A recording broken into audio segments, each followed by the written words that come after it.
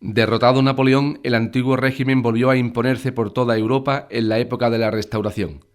Todavía hizo falta casi un siglo de revoluciones para que podamos darlo por desaparecido de la mayor parte de los países europeos. Su caída no fue fácil. La Ilustración tuvo dos herencias muy importantes: el liberalismo y el nacionalismo. El liberalismo es el movimiento ideológico y cultural que tiene su base en las ideas ilustradas y defiende la libertad como derecho esencial del ser humano en todos los aspectos de la vida, políticos, sociales, económicos y culturales.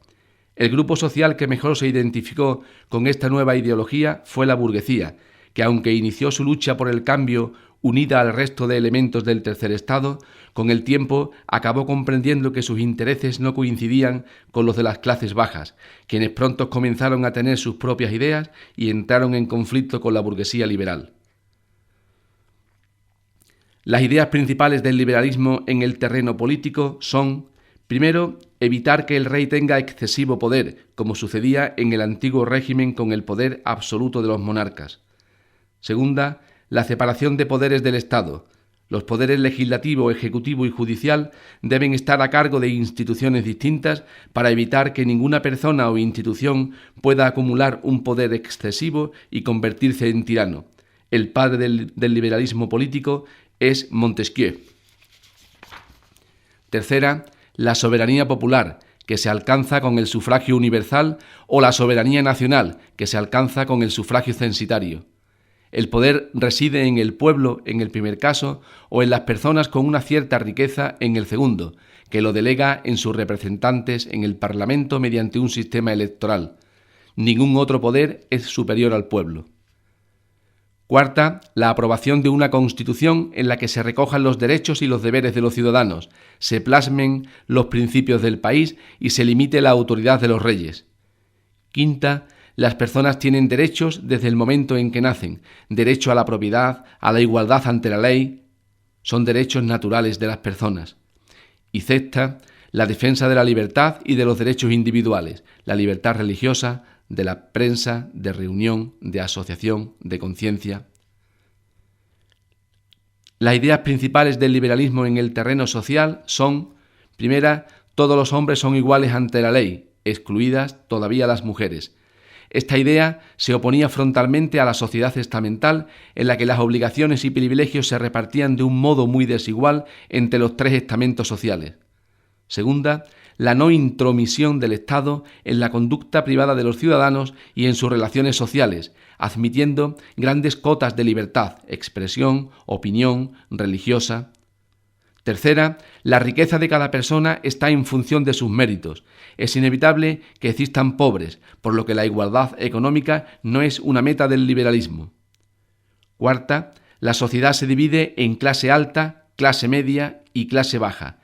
Y quinta, el grupo dominante o nueva clase alta fue la burguesía rica, junto a los antiguos nobles, la cual aspiraba a controlar la sociedad, la economía y el Estado según sus intereses. Efectivamente, todos los hombres serán iguales en derechos, aunque no lo serán en sus condiciones de vida. Se acabaron los estamentos, pero nacieron las clases sociales, porque la vida y las oportunidades serán muy distintas para la gente de la clase alta, clase media y clase baja. En el terreno económico, el liberalismo es una teoría que se basa en la libertad de actuación en todos los sectores de la economía. Tiene su origen en una serie de pensadores del siglo XVIII.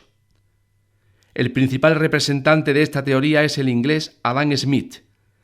Este pensador opinaba que la falta de libertad de las personas para gestionar sus haciendas y su capital, ante tantas normas impuestas por el Estado y por la tradición, frenaba el desarrollo de la economía.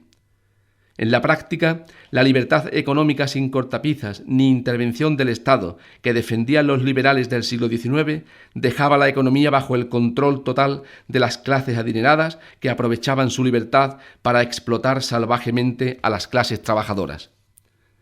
Sin embargo, en el terreno económico, el liberalismo ha evolucionado mucho, ya que en nuestros días, aunque vivimos en una economía liberal, el Estado interviene bastante o puede intervenir para evitar los abusos de los más poderosos y ayudar a los más débiles. Precisamente, muchos atribuyen la crisis actual al exceso de desregularización y pérdida de control de la economía por parte de los estados. Algunas ideas básicas del liberalismo en el terreno de la economía son, primera, el librecambismo. La actividad comercial entre los ciudadanos debe ser libre, sin que el Estado lo regule mediante leyes. La libre competencia entre los actores económicos impulsa la economía y beneficia a todos. Segunda, el Estado debe intervenir lo menos posible en la economía. Dejad hacer, tanto en la producción como en el comercio, y permitir que la iniciativa individual se extienda y consolide. Tercera, la economía se regula por la ley de la oferta y la demanda. Los precios de los productos se fijan por sí solos dependiendo de la oferta y la demanda. Igual ocurre con los salarios de los trabajadores. Cuarta, el Estado debe garantizar la ley y el orden para que la economía pueda desarrollarse en paz y libertad. Y quinta, la suma de los egoísmos individuales conduce al bien público. Otra de las herencias de la Ilustración es el nacionalismo. El nacionalismo se basa en el concepto de nación. Es una teoría según la cual cada pueblo que se considera a sí mismo una nación debe tener derecho a crear un Estado propio e independiente. Pero, ¿qué es una nación? Una nación es un conjunto de personas que comparten una misma lengua, una misma cultura, una historia común.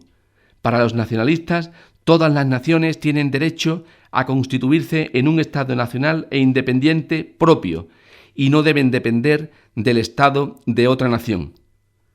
Hay dos tipos de nacionalismo en el siglo XIX. El nacionalismo separatista, que pretende la independencia política de una nación que se encuentra integrada dentro de un Estado más grande. Por ejemplo, la lucha de los polacos por separarse del Estado ruso o de los griegos por separarse del Imperio Otomano. El nacionalismo unificador, que pretende la unificación en un solo Estado de naciones divididas en distintos Estados independientes. Son ejemplos los nacionalismos italiano y alemán, naciones divididas en multitud de Estados que desean unirse bajo un mismo Estado.